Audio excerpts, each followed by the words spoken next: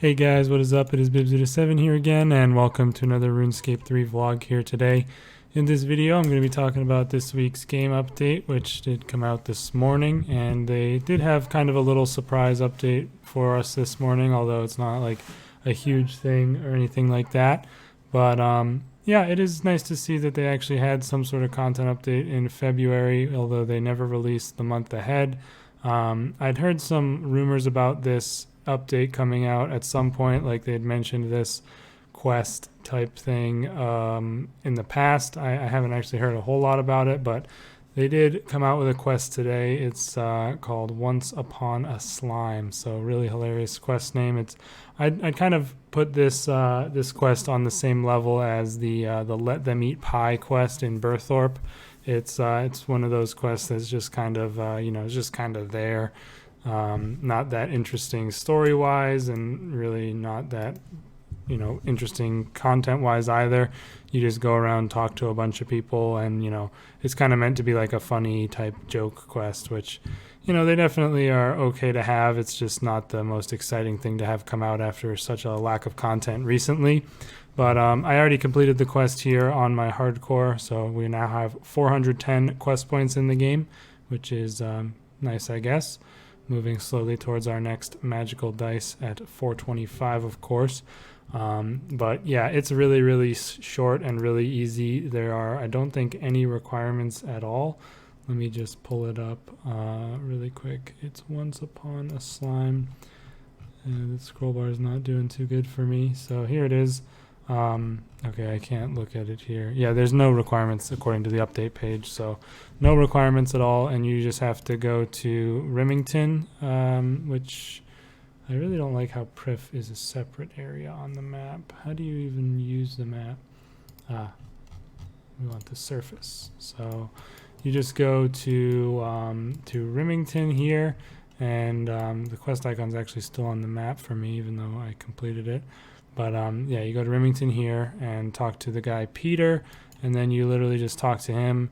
Then you go to Thessalia in Varrock, who is here, and then you go back to talk to him, then back to Thessalia again, then back to him, I think, and then you go, or no, wait, I think you go from Thessalia to this house right here in Varrock. They have Eva there. I think she's the person from, I thought she was the person from Animal Magnetism, but she doesn't look exactly the same, so maybe not. I'm not 100% sure, but she's there. You do a little puzzle type deal with this shrink machine or whatever, and then you go back to him, and then you like put the hat or put something, get a bucket of something from this cauldron, and then the quest is done. So it's literally like 5-10 minutes at most. It's really, really easy and short.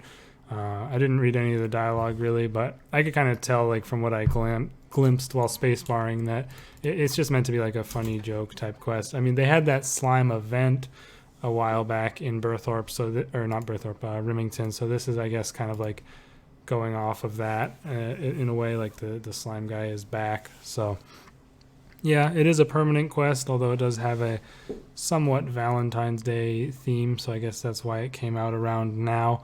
But yeah, if you want to get a free quest point, go over to Remington and do this quest. It's quite easy, as I said.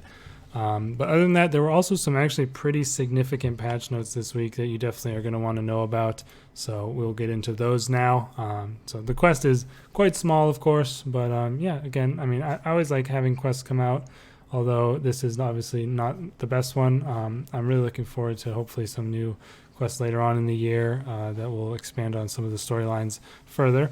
But they made quite a few nice little changes to War's Retreat, the PVM hub, as a result of feedback.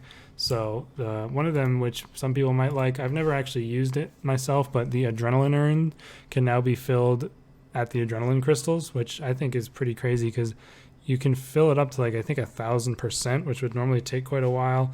But doing it there will obviously be really, really fast. And if you use those, then you'll definitely want to take advantage of that. Other than that, they actually changed the name of the entrance in Draenor, and I have not been yet to see what it is, but I do want to go check that out really quickly. So yeah, I'm going to head over there now because I actually mentioned this in my video on the PVM hub, that the entrance name in Draenor was kind of lame because it was like Death's Hourglass, and then I think it was just like, I don't even remember what it was, Enter Entrance or something. And I was saying they should call it War's Insignia. Let's see what they named it. Oh my god. Okay. Well, I guess I had it exactly right. That's kind of funny. You can even go back and watch the video where I talked about the PVM hub. They literally named it the exact name that I suggested in that video. That is pretty funny. But yeah, that is that is the new change to that. I'm glad they did that because it just looked bad the other way. That actually surprised me. I did not check that before. I promise you. So wow, you can go back and check if you really want on that video. But yeah, that is that. Other than that, they also have the boss portals are able to be clicked from a further way away. So I assume I can now click them from the bank. Yeah. So that's a nice change. I don't think you could before. Now, of course, I typically will be using the adrenaline crystals beforehand anyways, but still, that's really nice that they have allowed that to be clicked from the bank. Just makes sense that that is what the change was intended for. I'm not sure if that could be done before, but I just assume not.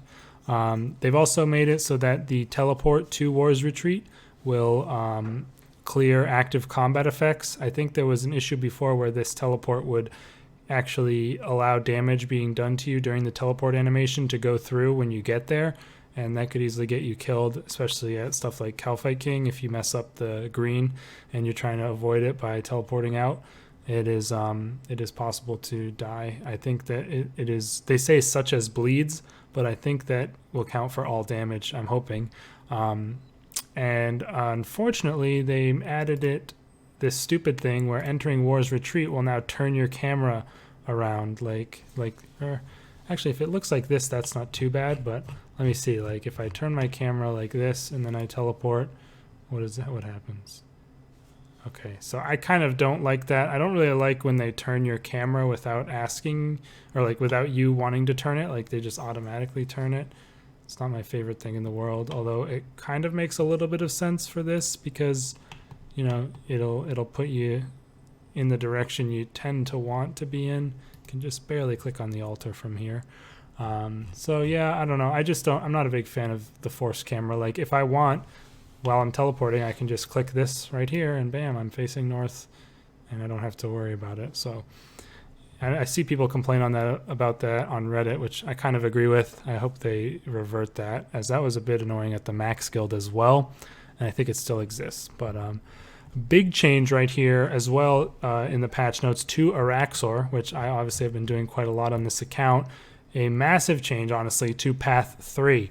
They actually implemented the changes that they suggested on Twitter. I thought it was going to be a while before they were implemented, but it was pretty quick turnaround time compared to the past. And now on Path 3, you only have to do a single successful dodge to break the entire wall, which is a really significant increase in the speed of the Path 3 kills. So I'm really happy to see that, as I obviously don't have a bottom leg yet, and I'm going to be doing a lot of Path 3 to try and get that. And if you fail to dodge, it will be 50%. So at most, you can only get 2 charges, which is way better than before. And they also said that they made the attack come a little bit quicker. The time before its first charge has been reduced slightly. So yeah, that's going to make Path 3 much more bearable and less annoying. I'm really looking forward to trying it out back when it becomes 2-3, which I don't know exactly when that is. Probably not for a while. Yeah, it's about to become 1-2. I think either tonight, maybe in a couple days. I'm not 100% sure when the rotation is happening, but yeah, I'm really looking forward to giving that a shot. Glad they made these changes so quickly. And I mean, obviously, Rax has been out for a really, really long time, so it's a bit late on them. But at the same time, you know, I guess you'd say better late than never. I'm looking forward to it at least, and hopefully it is, you know, there's no bugs with it, because I know Araxor's kind of been notorious for having some bugs in the past that could get you killed. So hopefully them tweaking stuff on the Phase 3 doesn't actually cause anything to break. I'm definitely not going to be doing any Rax today just in case, because they did obviously make a change to the boss itself. And, you know, you don't even want to PVM on a regular Monday when they're not changing the boss you're doing. So definitely don't want to touch it at this point in case there are any issues. But yeah, that is that. Now I didn't actually get a chance to read through all the rest of the changes here, but I don't think there was there's probably nothing too significant, because these are the less interesting sections like graphical changes, interface changes. They say that vampiric blood essences will now only message the player once when dropping below 500 charges. I don't even know what the vampiric blood essence does exactly. When making offhand darts, the interface will now remember that you want the offhand version and not try to switch to regular darts, which I guess is good. Whoever's making offhand darts out there. Mobile, I don't really care about. For quests, they say in here, of course, that the Once Upon a Slime quest has been released this week. It is a novice quest, of course. I don't think I mentioned the difficulty level, but that's pretty obvious.